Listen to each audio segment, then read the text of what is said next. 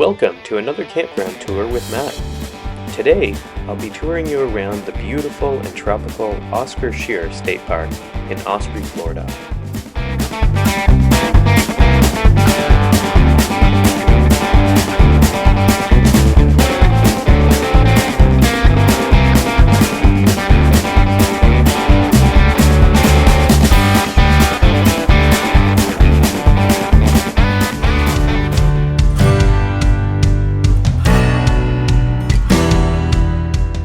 We're Matt and Dave, and together, with our dogs Belle and Hudson, we're exploring the world in our Escape travel trailer. In the winter of 2023, we traveled from Ontario to Texas to pick up a 17-foot casita trailer and spent over a month on the road. We liked it so much that by the fall of 2023, we upgraded to a 19-foot Escape trailer so that I had space to work from the road. We haven't looked back since. Come see where we go next.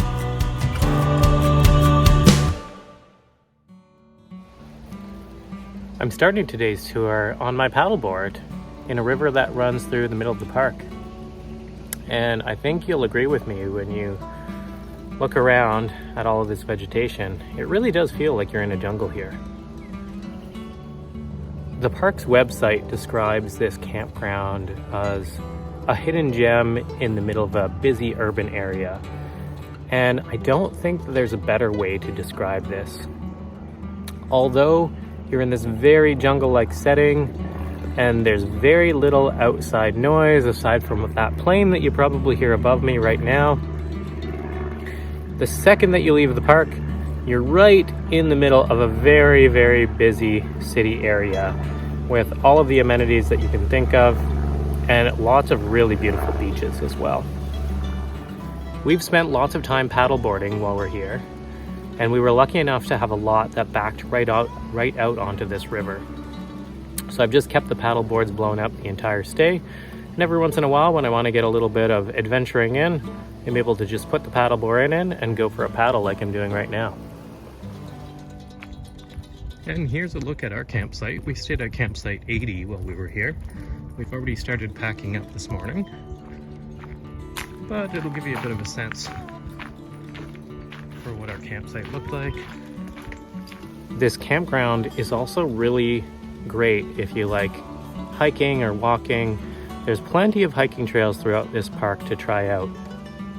We only hiked a very small portion of the trails as we ended up spending a lot of time going and exploring in the town of Osprey, in the town of Venice, and also in Siesta Key. So the campsites. Well, the campsites here are extremely private. The vegetation on either side of your campsite is going to be very thick.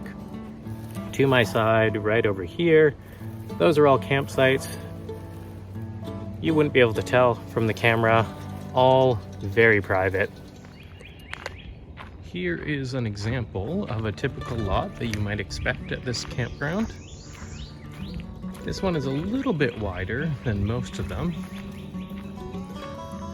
But you can see you've got a power hookup, place to hang your laundry, a picnic table, a fire pit, and you can see that the water connection is actually between the two sites, which is pretty common for this campground, so make sure you bring a long hose.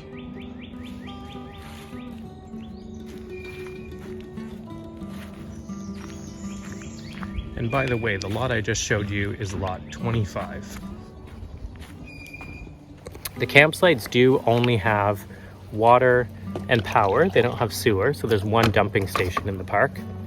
Checkout time here is 1 p.m., not your typical 11 a.m. that most parks normally have. So you do get to stay a little bit longer during the day and get to really enjoy your last day here if you want to. What you're seeing here is pretty standard for this campground. This is what you're gonna see no matter where you are in the campground. Lots of vegetation, lots of vines and Spanish moss hanging from the trees. Of course, lots of palm trees as well. Here's another example of a typical campsite. This one is one of the waterfront ones that backs onto the river. You can see the caution gator signs. They do suggest that you don't have pets on these particular campsites because it is a bit of a danger with the gators. You can see the water is right behind the campsite. Great place to launch paddle boards if you brought some with you like we did.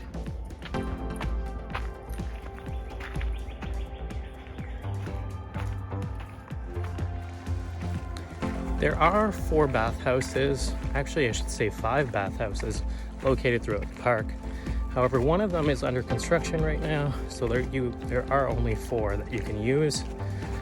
There is only one single washer and dryer in this entire campground.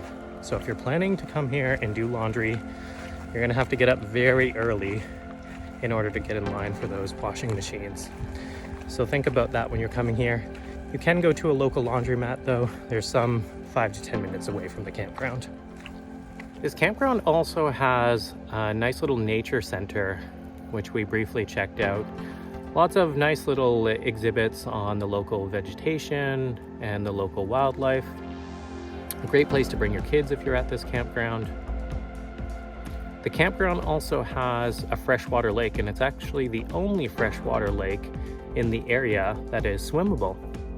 We did check it out, but to be honest, with such a nice ocean nearby, we spent more time swimming in the ocean than we did in the freshwater lake, since we could do that back at home.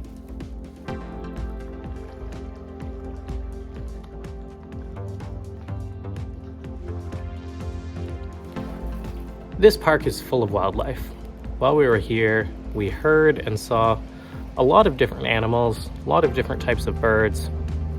We also had a little raccoon that kept coming and trying to beg for food, so we had to shoo him away a few times to make sure that he wasn't being too disruptive. There's also many signs throughout the campsites, especially the campsites bordering the water, that there are alligators in the area. So you do need to be cautious if you have any small dogs not to bring them close to the water here. And don't worry, Hudson did not have any encounters with an alligator. If you're visiting this campground, you're going to want to give yourself at least a few days. Don't just come for one overnight. There's far too much to do and see in the area. And also you want to give yourself some time to enjoy the beautiful nature that surrounds you while you're camping here. In terms of things to do in the local area, I highly recommend checking out St. Armand's Key, which is about a 30-minute drive. We spent some time there, and the town center is perfect if you're looking for some very unique little stores, unique restaurants. However, I should mention that everything in that area is pretty pricey. Also to check out if you're nearby, go and see Siesta Key, which is about a 20-minute ride away from the park. Siesta Key's got more of a party vibe. The main strip is full of little tiki bars. So a great place to go if you're looking for a drink with some nice views and perhaps some live music. The Jetty in Venice is a great place to go if you want to check out some surfers. There's also the Venice Fishing Pier to check out. We brought Hudson there and he just loved meeting and greeting all the people. And as we're going by here, I just noticed that going right by a bee's nest. You kind of see them floating around in the background. So as I mentioned earlier, lots of wildlife in the area, so you do have to be careful. You do need to be comfortable with the outdoors if you're going to come to this campground. You will see wildlife, you will see bugs. There was tons of caterpillars everywhere while we were here, but it is a beautiful place.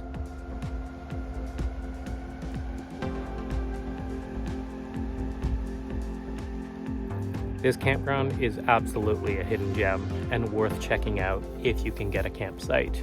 You do have to plan ahead here.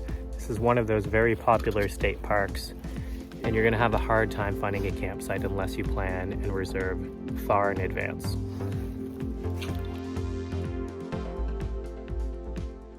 If you enjoyed this video, please consider hitting that like button. Or even better, subscribe to our channel. It really does help us reach a wider audience. And don't forget to come back tomorrow to see where we go next.